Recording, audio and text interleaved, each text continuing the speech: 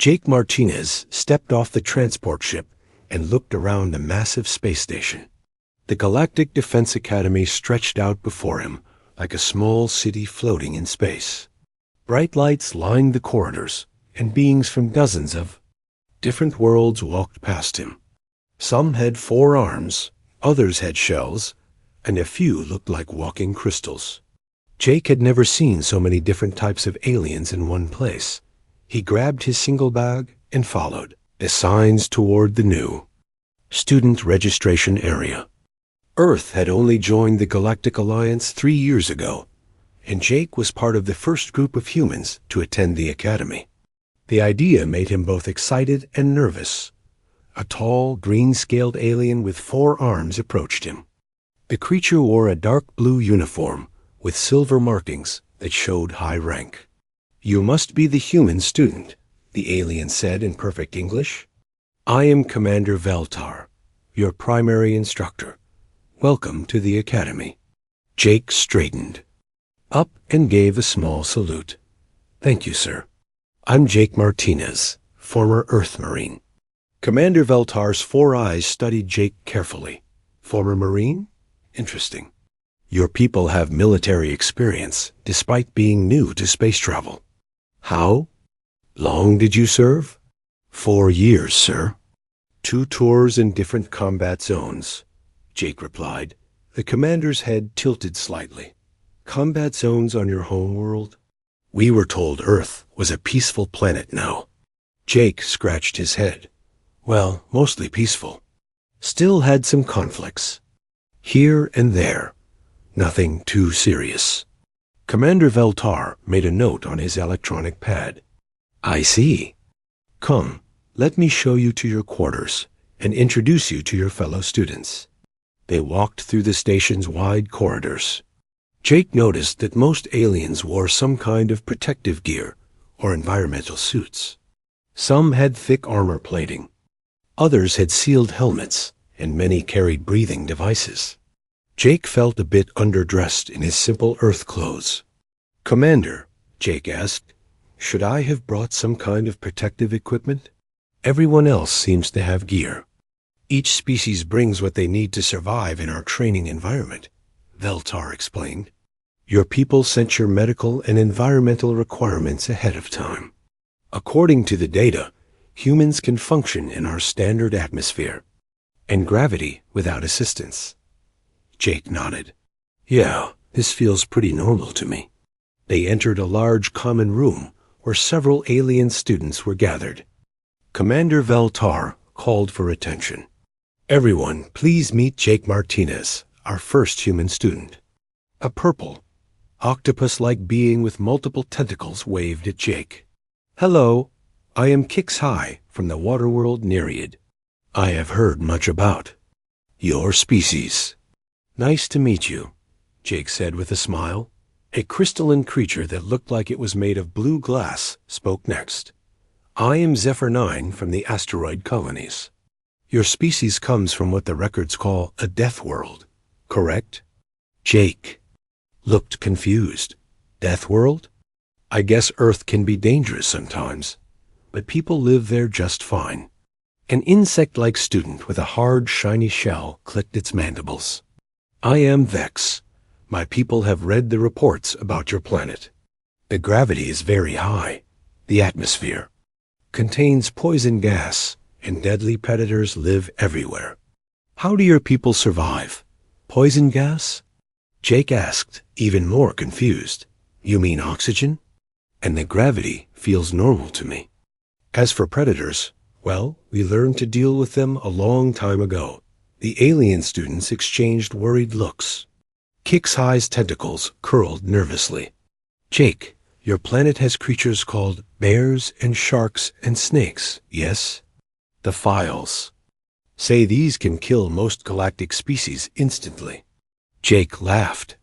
"Well, you have to be careful around them, but people go camping and swimming all the time. We have safety rules and common sense." Commander Veltar interrupted. "Students, you will have plenty of time to discuss your homeworlds later. For now, let me explain the Academy's training program." He activated a holographic display showing the station's layout. You will spend the next 6 months learning combat techniques, tactical strategy, and interspecies cooperation. The training is designed to be challenging for all species, so safety equipment is required during exercises. Jake raised his hand. Sir, what kind of safety equipment do I need? My gear hasn't arrived yet. The quartermaster will issue you appropriate protection based on your species requirements, Veltar replied. Until then, you may observe the training sessions. Vex clicked again. Observe only? But training without protection is forbidden. Even with our natural armor, we need additional safety gear. Natural armor? Jake looked at Vex's hard shell. Oh, you mean your shell. That's pretty cool. HFY's tentacles waved frantically. Jake, you have no natural protection at all. Your skin looks so thin and soft. One hit during combat training could seriously hurt you. Jake touched his arm. I mean, it's not that fragile. I've been in fights before. The room went quiet. Zephyr9's crystal body flickered different colors. You have experienced combat without protection? Sure, Jake said casually. Basic training, sparring matches, a few real fights. Nothing too crazy. Commander Veltar's 4 eyes widened. Real? Combat? On your death world? Well, yeah. How else do you learn? Jake was getting more confused by their reactions. The alien students stared at him in shock. The idea of fighting without armor on a death world seemed impossible to them. Their own home planets were safe and peaceful compared to the reports they had read about Earth. Tomorrow we begin physical assessments, Commander Veltar announced.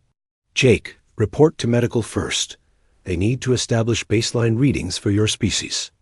As the group broke up, HFY approached Jake. Be very careful here. The training is designed to challenge the strongest species in the galaxy. Promise me you will not take unnecessary risks, Jake smiled. Don't worry about me. I'll be fine. But as Jake walked to his quarters, he didn't notice the worried looks the other students gave each other. In their minds, the soft-skinned human from the death world was either incredibly brave or completely insane. They had no idea that what they considered a death world was simply home to Jake, and what they saw as impossible dangers were just part of growing up on Earth. The real shock would come when they saw what a human could do without armor. The next morning, Jake reported to the medical bay for his physical assessment. Dr. Nixara, a tall, thin alien with pale blue skin and large black eyes, scanned him with various devices. The doctor's expression grew more confused with each reading. This cannot be correct, Dr. Nixara muttered, checking the scanner again. Your bone density is 3 times higher than expected. Your muscle fiber composition is unlike anything in our database. Jake sat on the examination table, swinging his legs. Is something wrong, Doc? Wrong? No, but very unusual. Your species appears to be built for extreme physical stress. These readings suggest you could survive impacts that would kill most beings.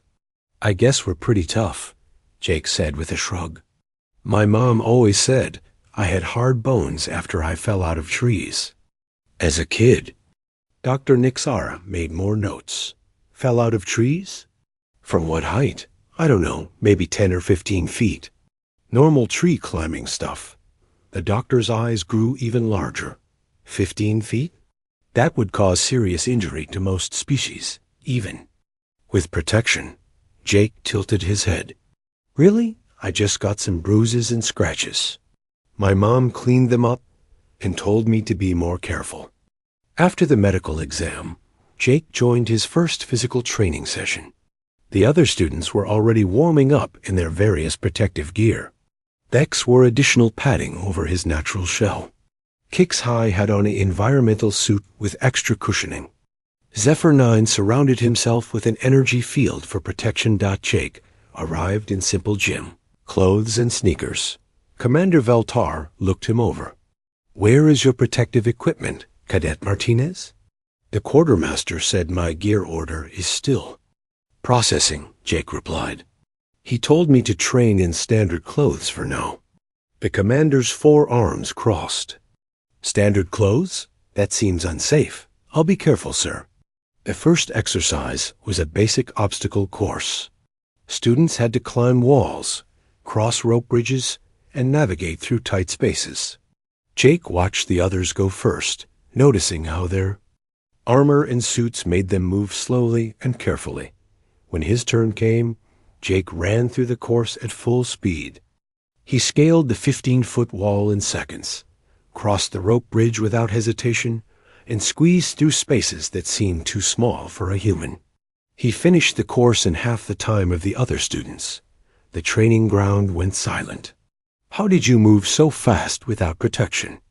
Kix High asked, breathing heavily inside his suit. Jake wiped some sweat from his forehead. "I just tried not to overthink it. The course reminded me of basic training back home." "Your military training was more difficult than this?" Vex clicked in disbelief. "Well, we had to do it carrying full packs and weapons," Jake said, "and sometimes in bad weather or at night. This was actually pretty fun." Commander Veltar checked his stopwatch 3 times. "Cadet Martinez, you have just broken the Academy record for this course." "Cool," Jake said, not realizing how significant that was. Next came strength training. The alien students lifted weights using powered assistance from their suits. Jake used the same weights without any help. When he mentioned the weights felt light, the instructor added more. Then more again. "These feel about like my normal workout back home," Jake said, easily lifting what should have required mechanical assistance. Dr. Nixara, who had been watching, rushed over with a scanner. "Impossible. You are generating force levels that should tear your muscles apart." "My muscles feel fine," Jake said, setting down the weights. "Maybe a little warm, but good." During weapons training, things got even more strange. The plasma rifles given to students were designed to be used with powered armor to handle the recoil. Most aliens needed both hands and a braced stance to fire accurately. Jake picked up the rifle with one hand, aimed, and fired. The recoil pushed him back a step, but he stayed upright and hit the target center mass. "That weapon has enough recoil to knock over an armored Zenthari warrior," the weapons instructor said, staring at Jake. "It kicks pretty good," Jake agreed. "Reminds me of the old rifles my grandfather used to hunt with. Those would really knock you around." The instructor's jaw dropped. "Your people use weapons this powerful for hunting?" "Some do. Depends on what you're hunting," Jake said casually. Word about the strange human began spreading through the academy. Instructors gathered to watch Jake's training sessions. Advanced students came to see the being who could perform at their level. Without any protection or enhancement, Jake remained friendly and humble, not understanding why everyone was so interested in watching him do normal exercises. He made friends easily, especially with Kix High, who seemed fascinated by human culture. "Jake," Kix High said one day during lunch, "my people live in underwater cities where the pressure would crush most species. We need special suits to visit the surface. But you seem equally comfortable in any environment." "I guess humans are pretty adaptable," Jake replied, eating something that looked like purple soup. "This food is great, by the way." "What is it?"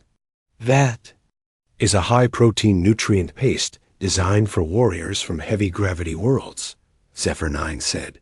"Most species find it too dense to digest." Jake took another spoonful. "Tastes kind of like my mom's split pea soup. She makes it really thick." The alien students exchanged their now familiar worried looks. Everything that should be difficult or dangerous for the soft-skinned human seemed normal to him. The breaking point came during combat simulation training. Students practiced fighting techniques while wearing full protective gear. The exercises were designed to be safe but realistic. Jake arrived without armor again, explaining that his equipment still had not arrived.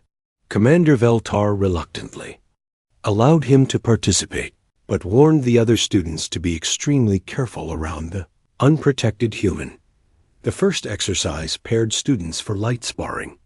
Jake was matched with Thex, whose natural shell and additional padding made him look like a walking tank.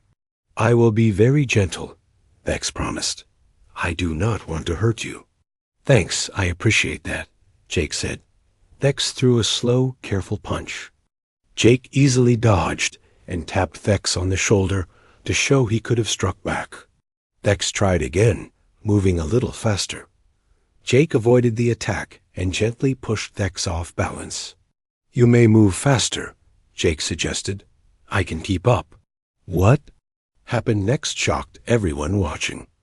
As Thex increased his speed and force, Jake not only kept up, but began to dominate the sparring match. His movements were fluid and natural, requiring no thought or calculation.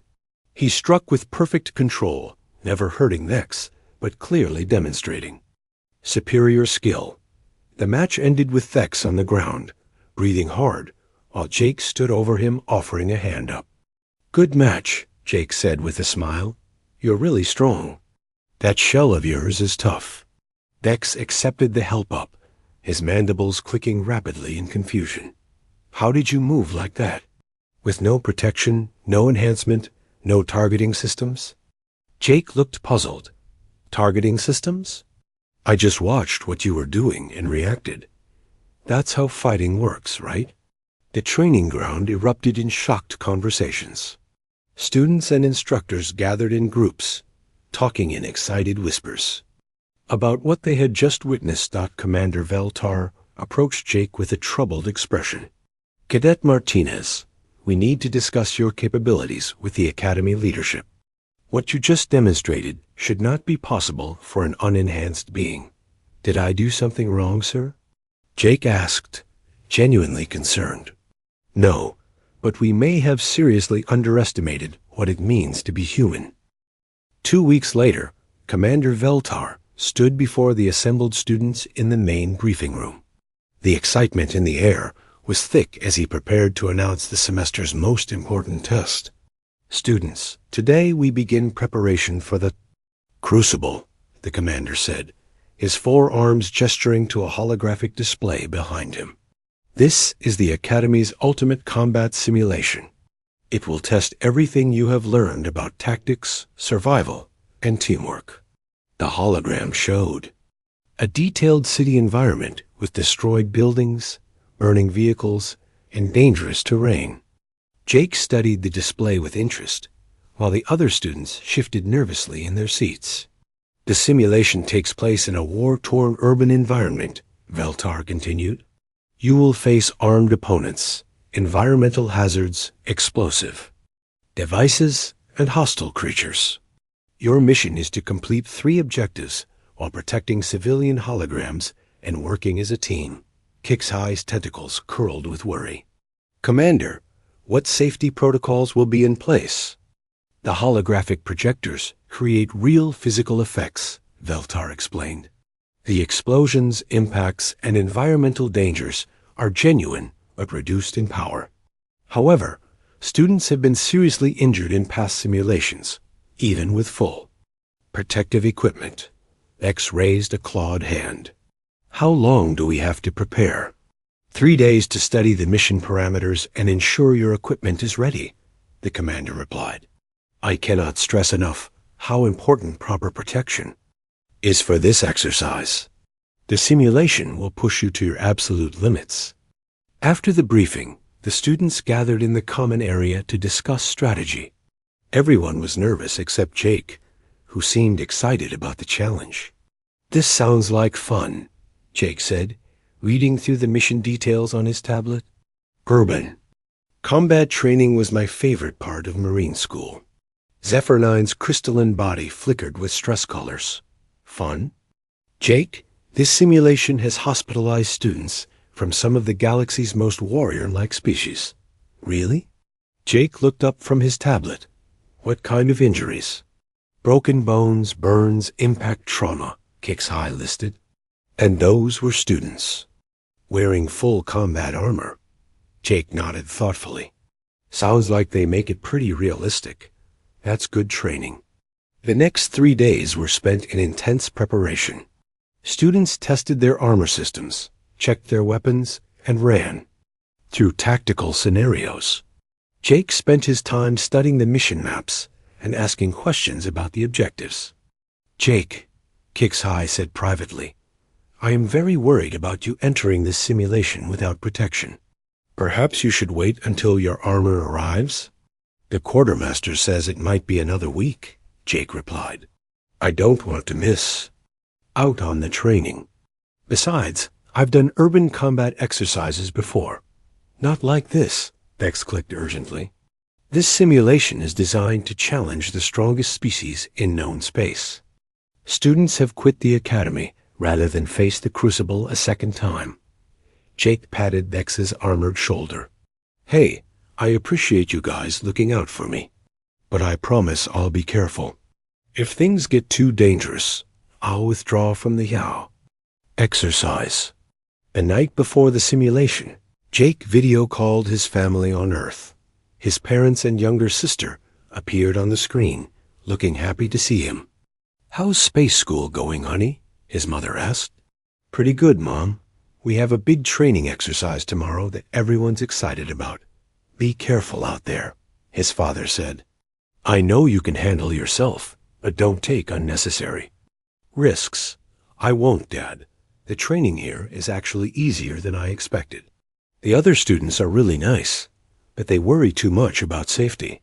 His sister laughed. That's because they didn't grow up with you jumping off the garage roof and wrestling with neighborhood dogs. That was different, Jake protested. I was learning important skills. After the call ended, Jake went to bed early, looking forward to the next day's challenge. Down the hall, his alien classmates were having trouble sleeping, worried about their human friend who seemed completely unaware of the danger he was about to face. The morning of the simulation arrived with unusual activity in the academy corridors. Word had spread about the human who would attempt the crucible without armor. Instructors and advanced students gathered in the observation deck to witness what many expected to be a disaster. Jake arrived at the preparation area wearing standard military fatigues, combat boots, and a basic equipment harness. No armor, no environmental protection, no enhancement systems. He carried a standard plasma rifle and basic supplies. The other students arrived looking like heavily armored warriors.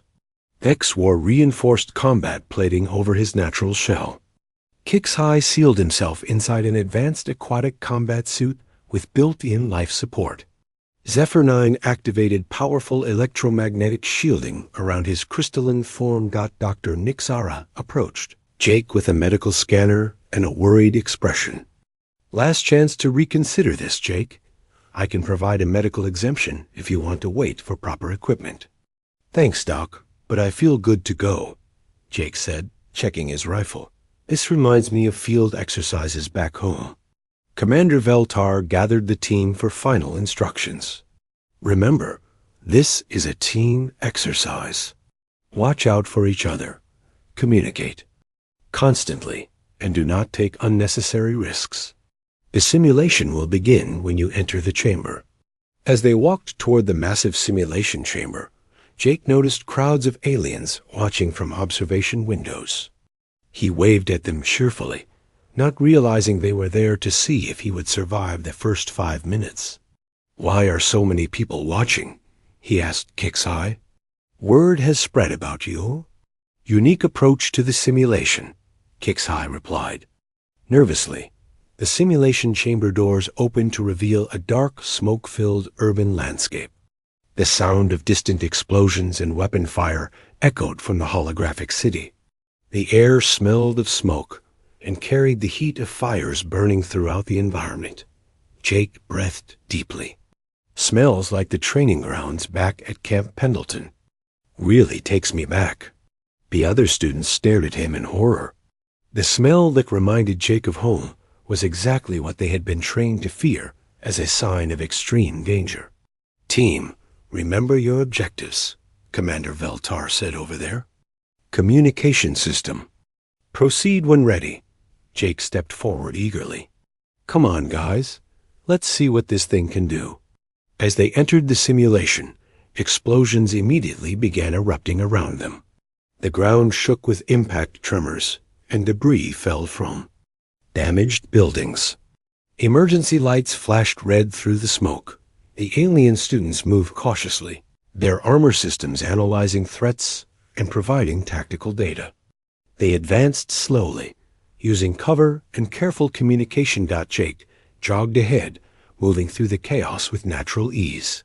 "Hey, there's a good route through those buildings over there," he called back. "Looks like we can avoid the main street, where all the fighting is." "Jake, wait," Kixeye shouted.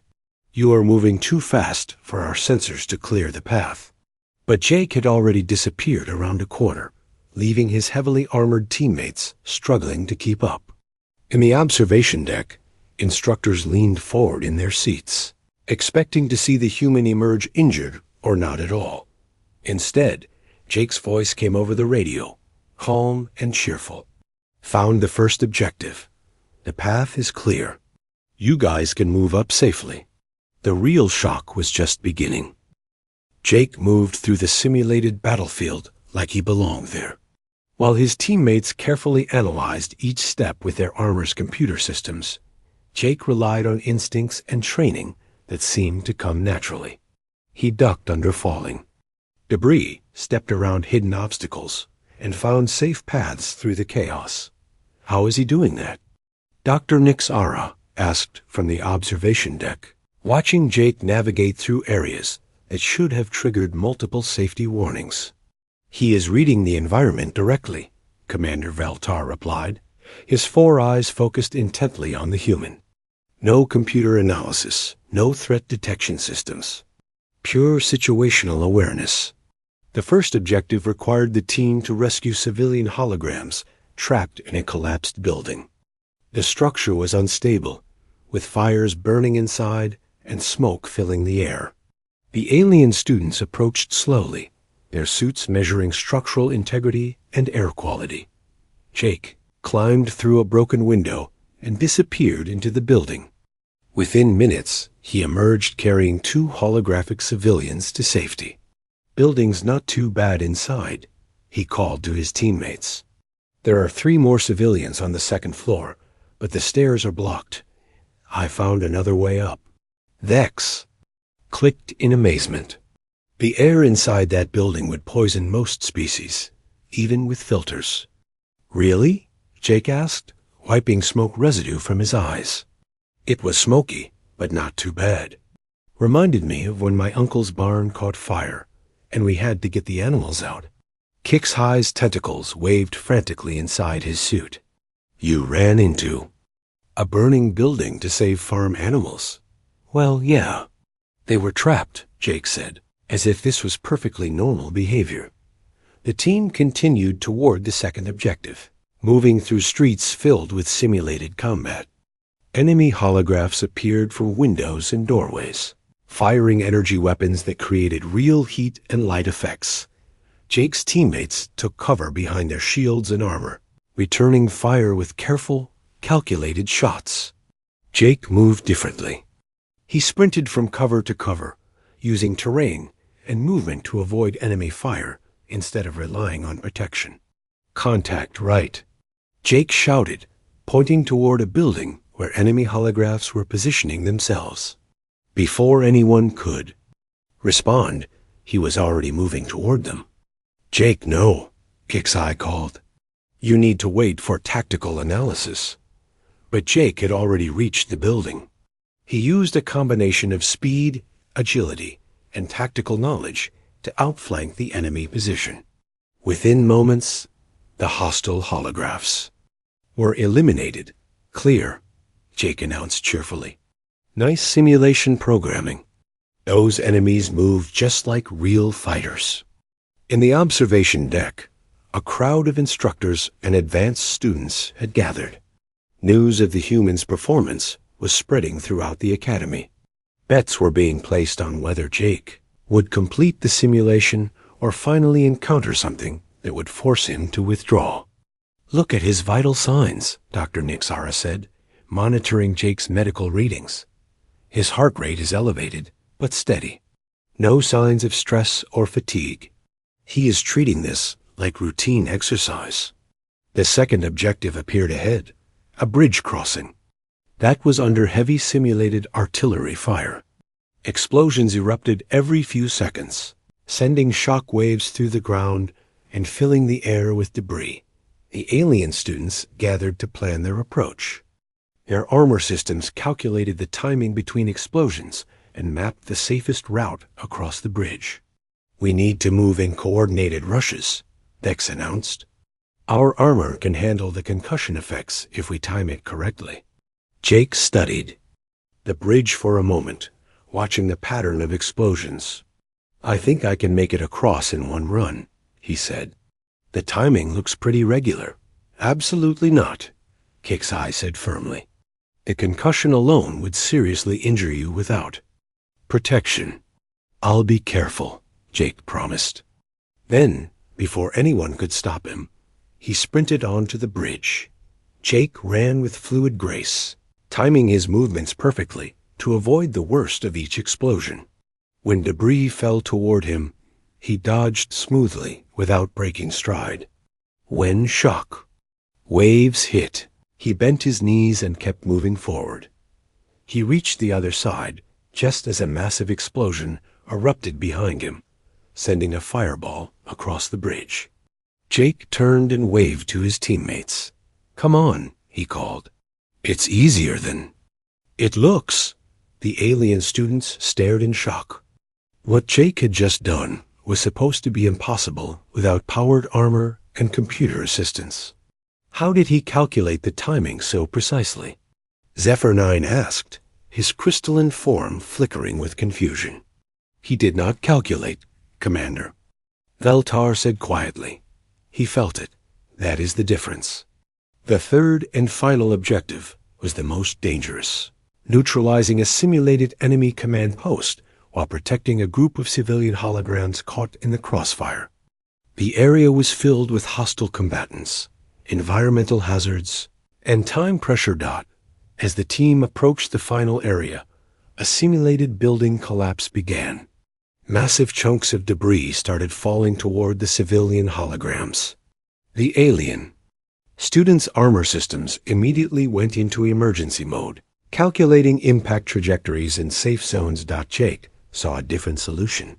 He ran directly toward the falling debris, grabbed 2 civilian holograms, and dove to safety just as a massive concrete block crashed where they had been standing.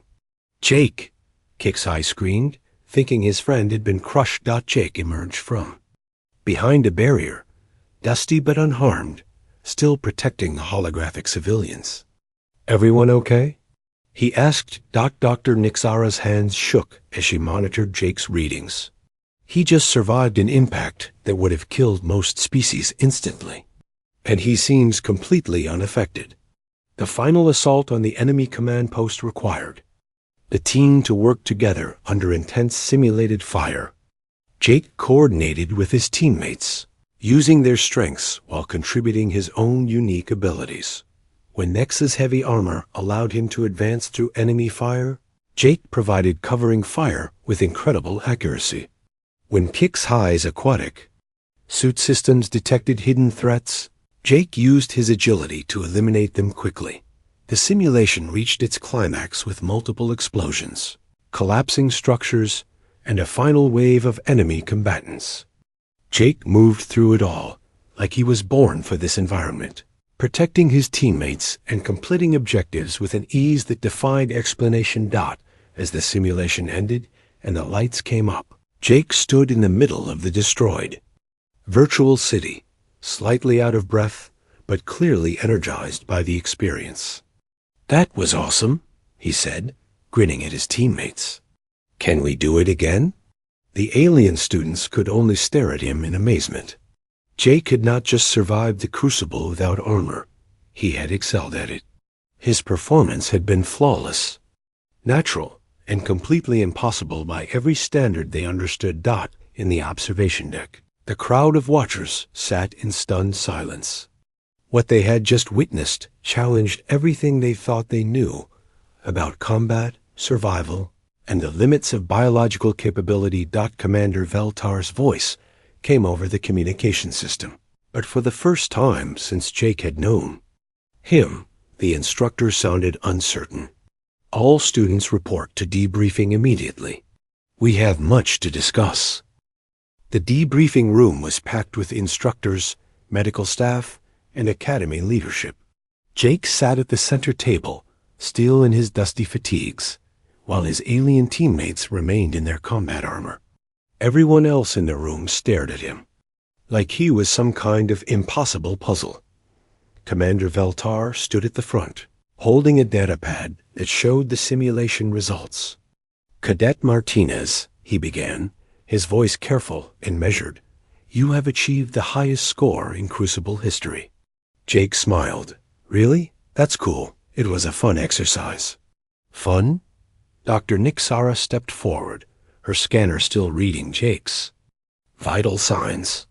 "You completed a simulation that has hospitalized experienced warriors from across the galaxy.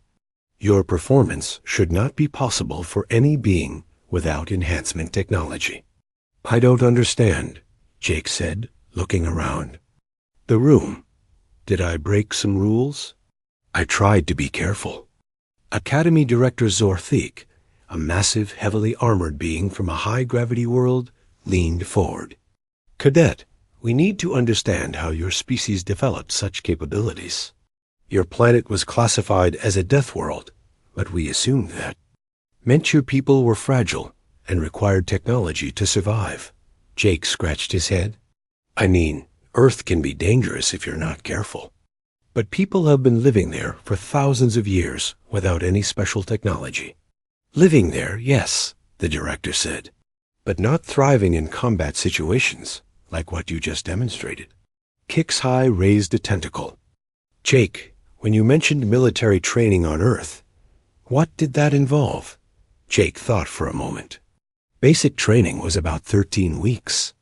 We did obstacle courses, weapons training, combat exercises, survival training in different environments. Pretty standard stuff.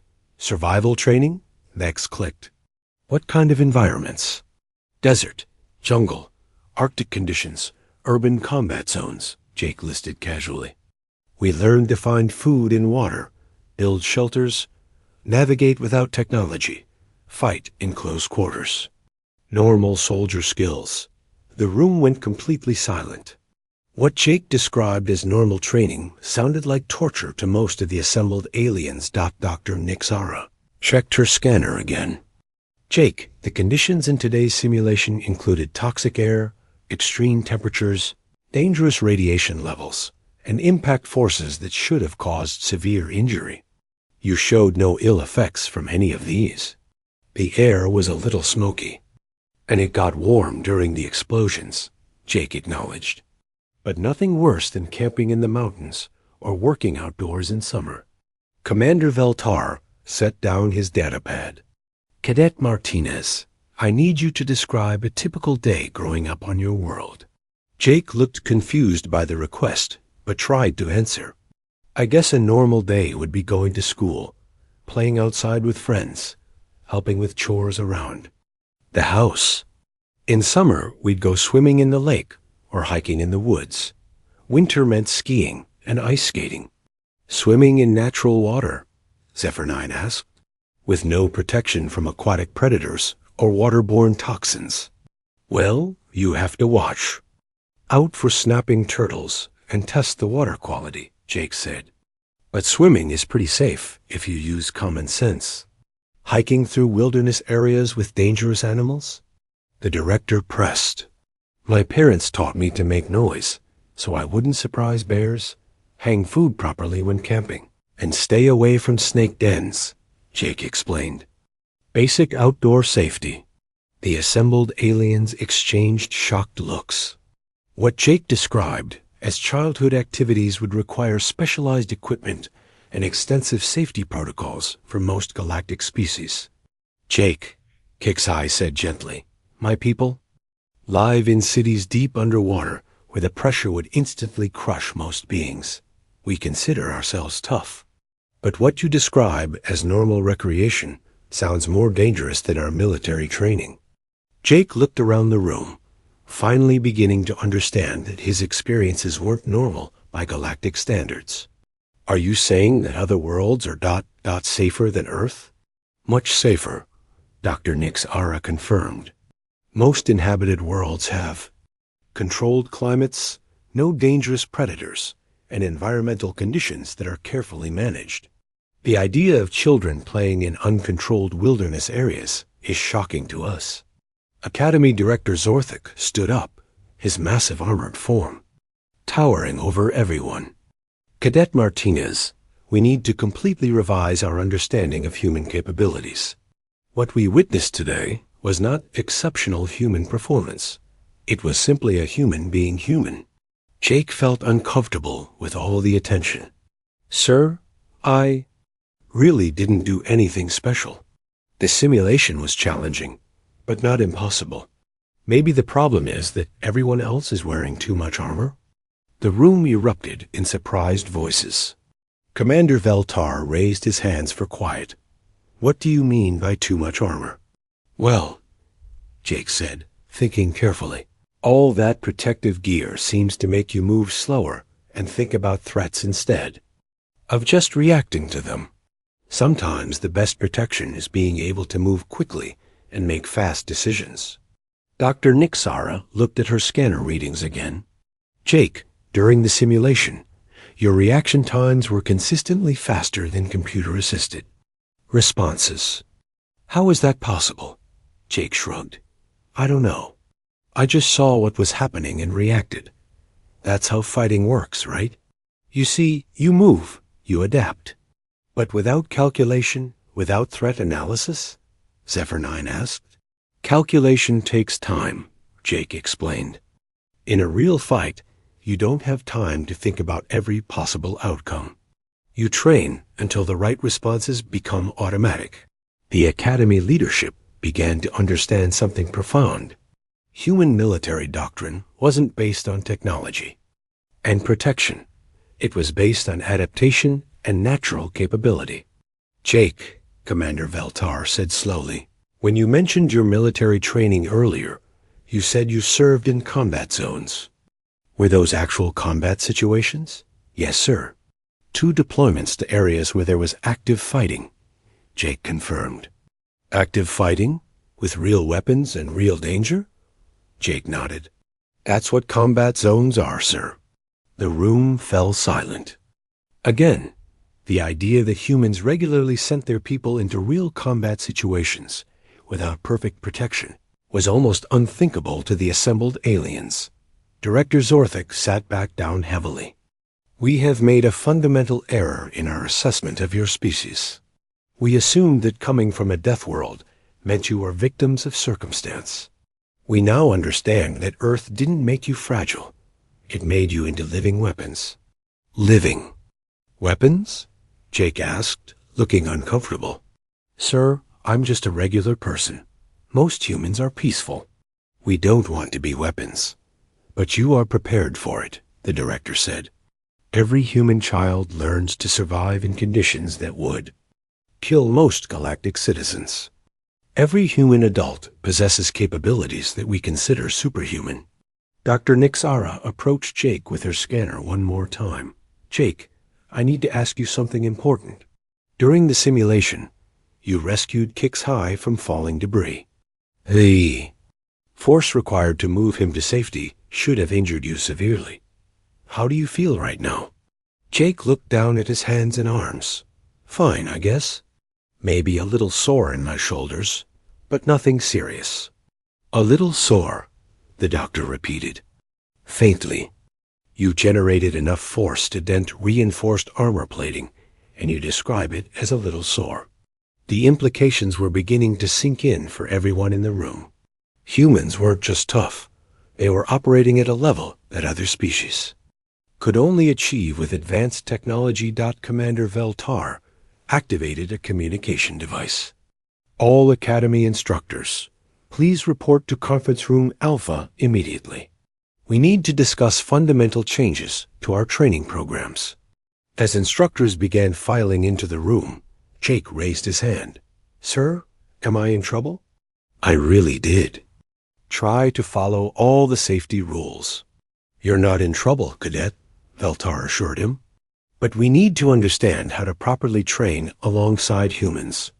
Our current methods may be inadequate. Over the next hour, Jake answered questions about human culture, military training, and daily life on Earth. Each answer revealed more about the vast gap between human capabilities and galactic norms. When Jake mentioned that human children played contact sports, climbed trees for fun, and learned to drive vehicles at high speeds, the alien instructors took detailed notes like they were studying a new form of physics. You mentioned camping, Vex said. This involves sleeping outdoors with no protection from the environment? Sure, camping is fun, Jake replied. You bring a tent and sleeping bag, build a fire, cook food over the flames. Great way to relax and enjoy nature. Building fires? Dr. Nexara asked. Humans control combustion reactions for recreation? Jake laughed. It's not that complicated. You gather dry wood, light it with a match, and keep it going. Kids learn to do it in scout programs. Children learn to control fire, the director said, making notes. Children. As the session continued, a new understanding emerged. The Galactic Defense Academy had been designed to take peaceful species and teach them to be warriors.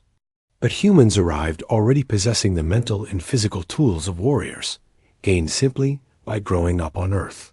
Sir, Jake said during a break in the questioning, I have a question for you all.